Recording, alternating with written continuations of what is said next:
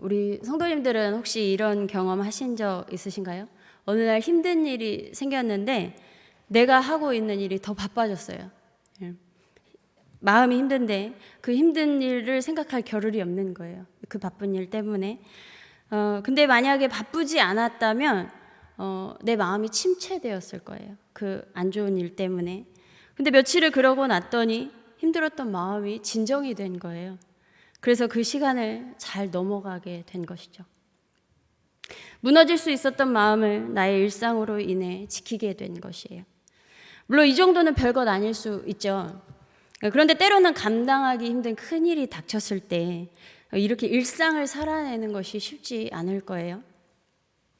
얼마 전에 제가 벌거벗은 세계사를 보면서 거기서 이제 영국의 총리인 윈스턴 처칠에 대해서 소개하는 것을 보게 되었어요. 이 윈스턴 처칠은 영국 영국 사람들이 가장 존경하는 총리인데 이 사람이 총리로 있을 때 제2차 세계대전의 시대였습니다. 그때 독일의 폭격에 의해서 런던이 파괴가 되었어요. 그럼에도 이 처칠의 지시로 정부에서는 어떻게 했냐면 국민들에게 일상의 삶을 살라는 방송을 지속적으로 한 거예요. 그래서 도시가 파괴된 가운데에서도 사업하는 사람들은 계속 사업을 했어요.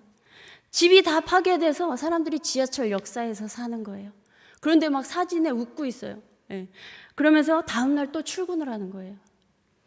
우유 배달하는 사람은 폐허가 된 곳을 돌면서 그 중에서 또 우유를 시켜 먹는 사람들한테 배달을 하는 거예요. 어떤 집은요, 주변이 다 파괴되어 있는데 정원에 물을 줘요.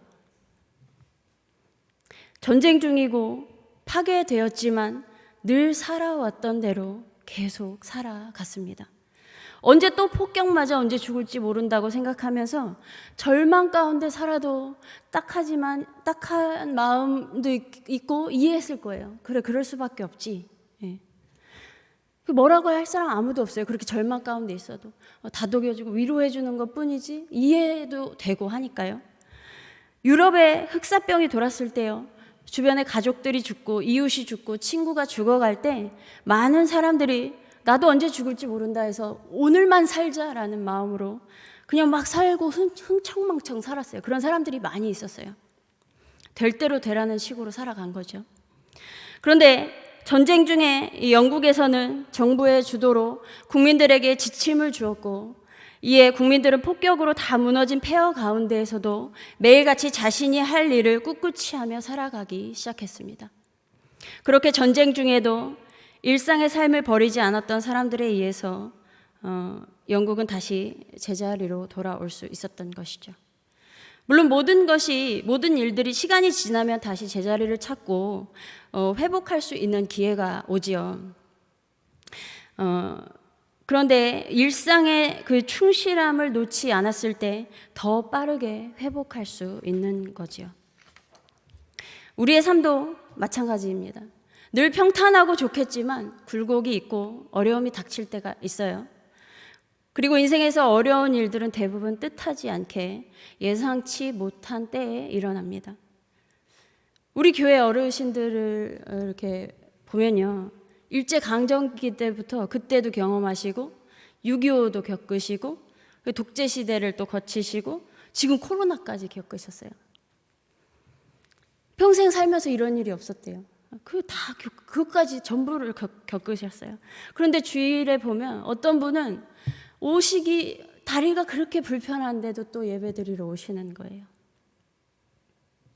왜냐하면 그분들은 힘들었던 시기이든 그렇지 않았던 시기이든 늘 그렇게 해오셨기 때문이에요. 그래서 지금도 그렇게 하고 계신 것입니다. 이렇게 믿음의 사람들은 그럼에도 예배드리고 그럼에도 기도하고 하나님을 찬양하며 때로는 힘겨운 삶을 살아갈 때도 있지만 그럼에도 예수 그리스도를 바라보며 주어진 오늘의 삶을 살아가는 것입니다.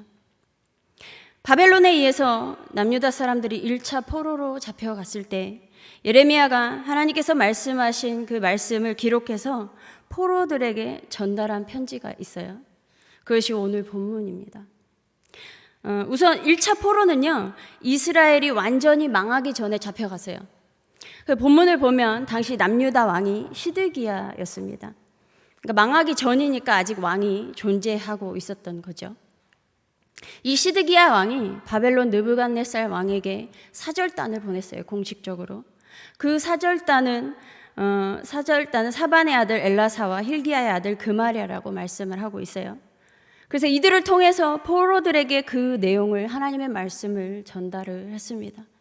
그래서 4절에서 7절 보면요, 만군의 여호와 이스라엘의 하나님께서 예루살렘에서 바벨론으로 사로잡혀 가게 한 모든 포로에게 이와 같이 말씀하시느니라. 너희는 집을 짓고 거기에 살며 텃밭을 만들고 그 열매를 먹으라. 아내를 맞이하여 자녀를 낳으며 너희 아들이 아내를 맞이하여 너희 딸이 남편을 맞아 그들로 자녀를 낳게 하여 너희가 거기에서 번성하고 줄어들지 아니하게 하라. 너희는 내가 사로잡혀 가게 한 그 성읍의 평안을 구하고 그를 위하여 여호와께 기도하라. 이는 그 성읍이 평안함으로 너희도 평안할 것임이라. 지금 포로로 잡혀와 힘들어하고 있는 백성들에게 하나님께서 실질적인 가르침을 주신 거예요. 집을 짓고 텃밭도 가꾸고 그 열매도 먹고 결혼도 하고 자녀도 낳고 또 그 자녀가 결혼해서 자녀를 낳으면서 살아가라는 거예요. 힘들겠지만 조국에서 살아왔던 것처럼 그 땅에서도 하루하루를 살아가라는 것이었습니다. 그런데 이 당시 유대인들에게 있어서 무엇보다 절망적이었던 것은 하나님의 성전에 더 이상 갈 수가 없다는 것이었어요. 이것이 더 괴로웠을 것입니다. 왜냐하면 당시 유대인들은 자신들만의 하나님이었고, 그리고 자신들에게 주신 그 약속의 땅에서 그 성전에만 계신 하나님이라고 생각을 했어요. 왜냐하면 이 당시 문화가, 그 고대 문화가 다 그런 문화였어요. 나라마다 자신들이 섬기는 신은 그 지역을 관장하는 신이라고 생각을 했습니다.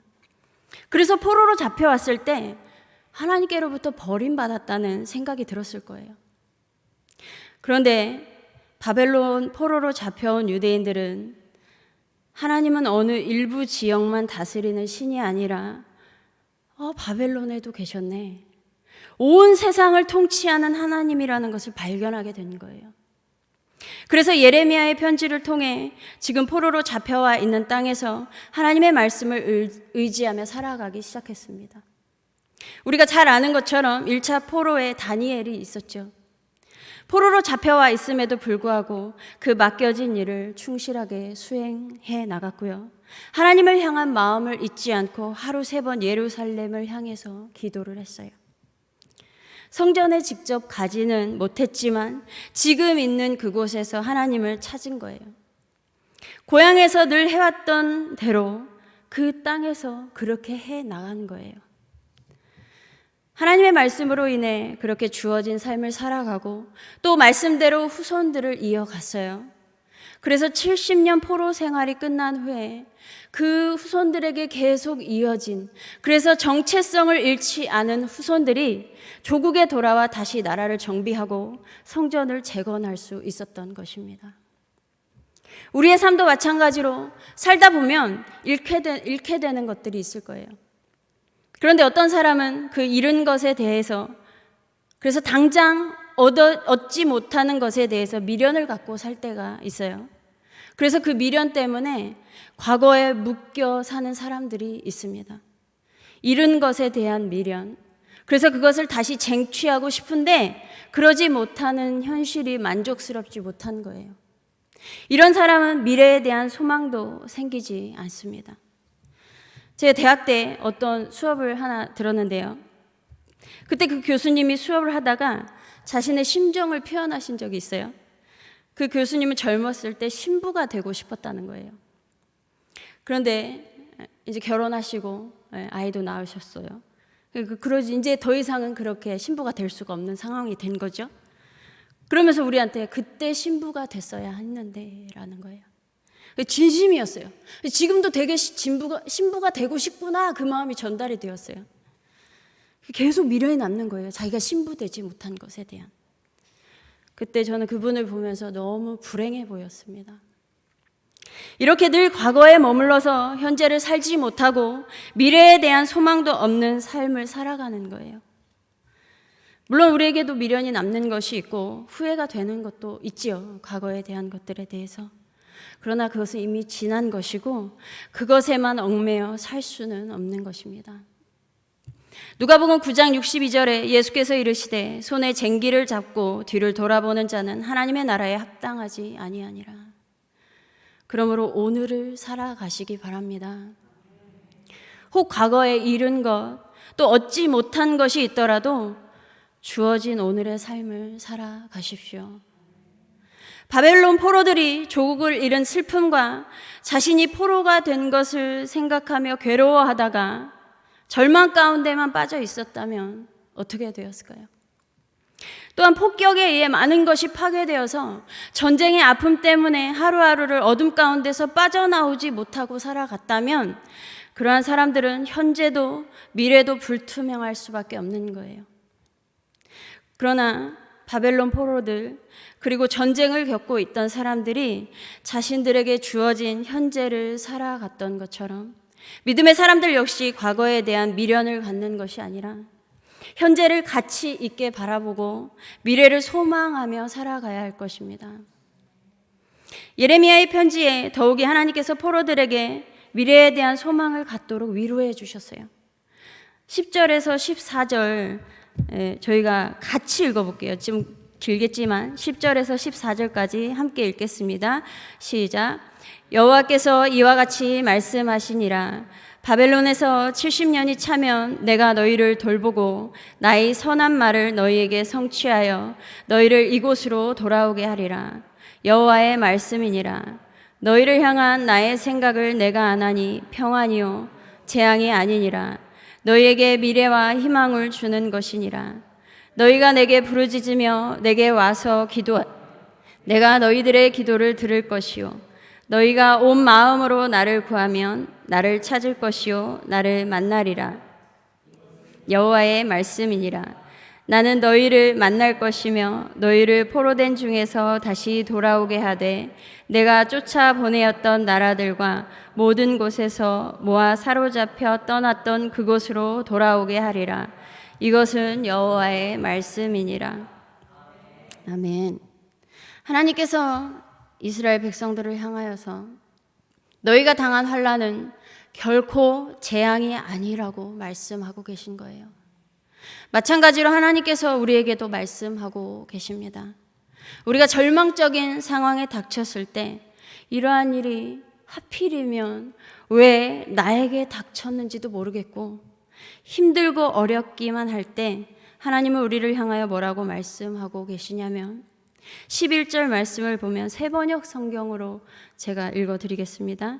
너희를 두고 계획하고 있는 일들은 오직 나만이 알고 있다.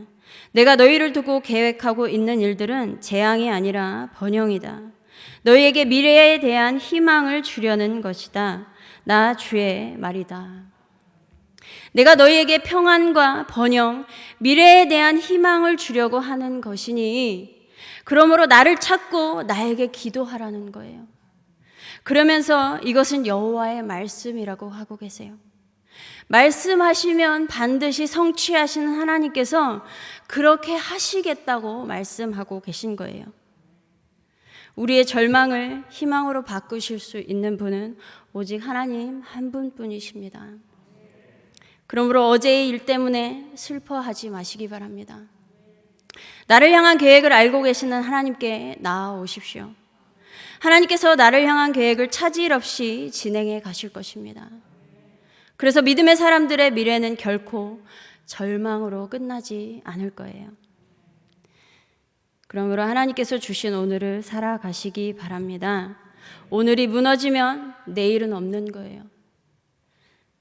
우리 인생이 무너지지 않을 가장 큰 능력은 하나님께서 주신 현재를 충실하게 살아가는 것입니다.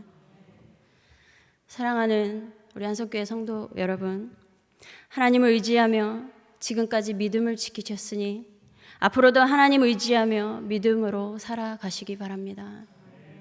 때로는 삶이 버겁고 힘겨운 날이 있을지라도 주어진 직장 안에서 그리고 주어진 가정 안에서 그리고 이렇게 모인 교회 안에서 하루하루 감사하며 하나님 의지하며 살아가시기 바랍니다. 그래서 우리 성도님들과 성도님들의 후손을 통하여서 하나님의 그 계획이 이루어지는 것을 보게 되는 은혜가 넘치기를 소망합니다. 기도하겠습니다. 하나님 감사합니다. 우리에게 믿음 주셔서 또 이 하루를 호흡할 수 있게 해주셔서 살아가게 하시니 감사합니다. 하나님께서 주신 하루하루의 삶을 감사함으로 하나님께 영광 돌리며 사는 우리 모두가 되게 하여 주시옵소서. 그래서 늘 미래가 있는 그러한 소망하는 삶을 살아가는 우리 모두가 되어서 끝까지 주님을 섬기며 승리하는 믿음의 사람 되게 하여 주시옵소서. 감사드리며 우리 주 예수 그리스도의 이름으로 기도드립니다. 아멘.